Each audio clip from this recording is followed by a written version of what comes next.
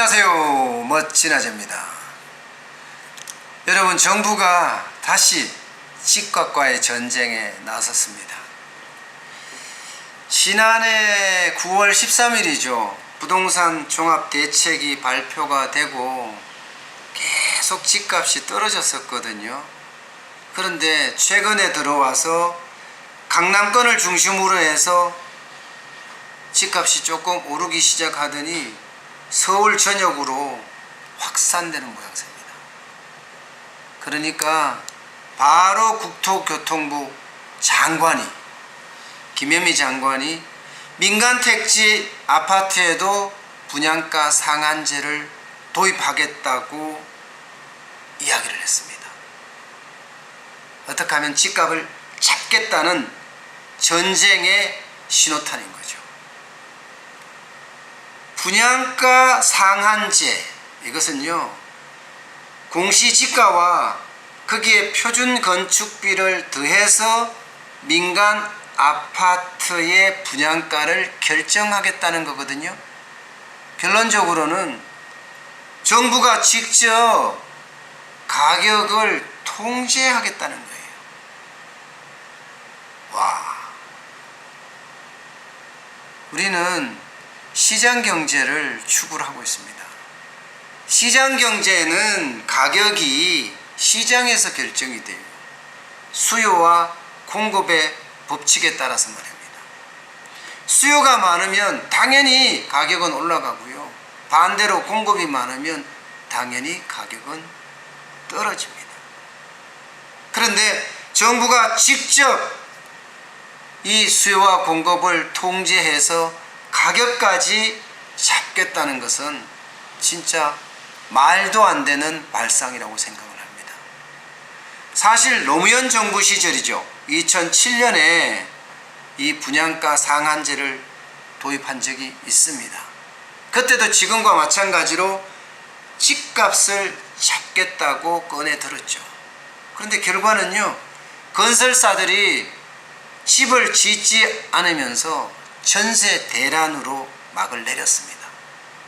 그게 2008년 글로벌 금융 위기가 대한민국을 강타를 하면서요, 그죠? 미분양이 속출을 했고 결국에는요 민간 택지 아파트의 분양권 상한제는 허지부지 됐습니다. 왜냐고요? 적용 요건을 강화했거든요. 그래서 2014년 이후에는 적용 사례가 없었습니다. 그래서 나름대로는 전향적이고 뭔가 혁신적인 개혁을 단행하려고 했지만 결론적으로는 폭망하고 말았던 거죠. 가격 통제요? 가격 통제는 시장에 맡겨야 합니다. 자칫 가격 통제를 하게 되면 시장에는 100% 왜곡이 일어납니다. 이명박 정부 때인가요? 그때 가격 통제를 한 적이 있죠. 강남에서 가까운 곳에 아파트를 무조건 많이 공급하겠다. 그러면서 그린벨트를 대거 해제해서 주택 공급을 했습니다. 그런데 어떻게 됐죠? 강남의 집값은 내리지 않았습니다. 오히려 보금자리 주택이 강남 집값을 따라갔을 뿐이에요. 2009년에 세곡동에 있는 프로지오 전용 84제곱미터의 경우에 분양가가 당시 시세의 절반이었거든요. 3억 4,200만 원이요. 그런데 지금 얼마 가는지 아세요? 지금 11억 갑니다.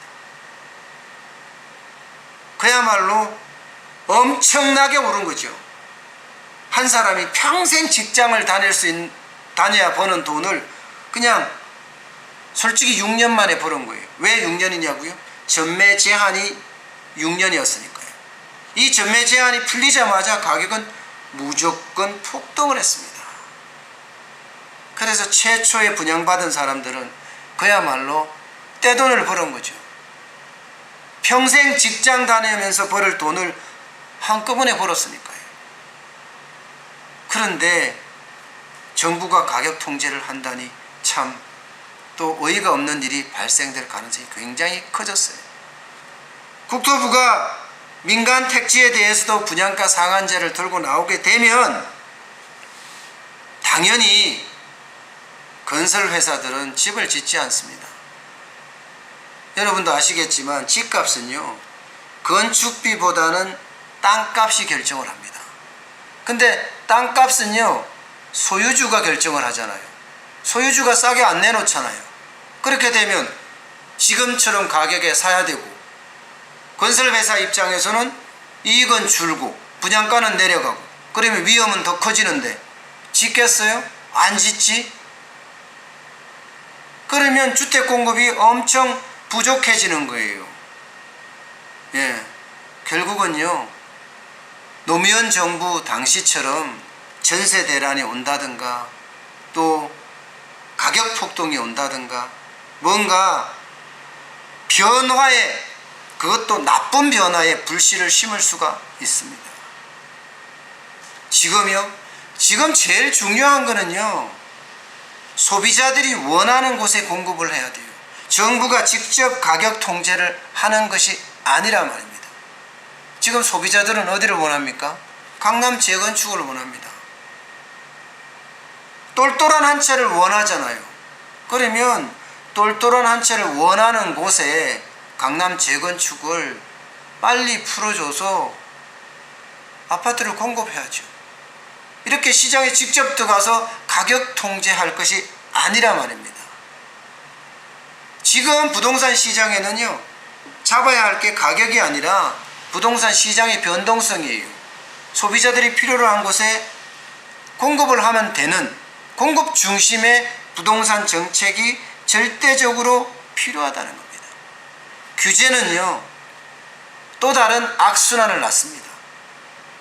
지금 김현미 장관은 도대체 집값 정책을 제대로 펴려고 하는 건지, 아니면 어떻게 하든 집값을 낮춰서 내년 총선에 표를 더 많이 받으려고 하는 건지 도대체가 모르겠어요. 경제는 경제 원리 안에서 움직여야 합니다. 그래야지 시장이 제대로 작동을 해요. 정부가 개입할 때는요, 너무 과열되거나 너무 왜곡됐을 때 가이드라인을 제시하는 정도의 개입이 적당한 거예요. 여기에 직접 가격 통제까지 하면 그 정책은 진짜 산으로 갑니다. 오늘 여기까지 하겠습니다. 고맙습니다.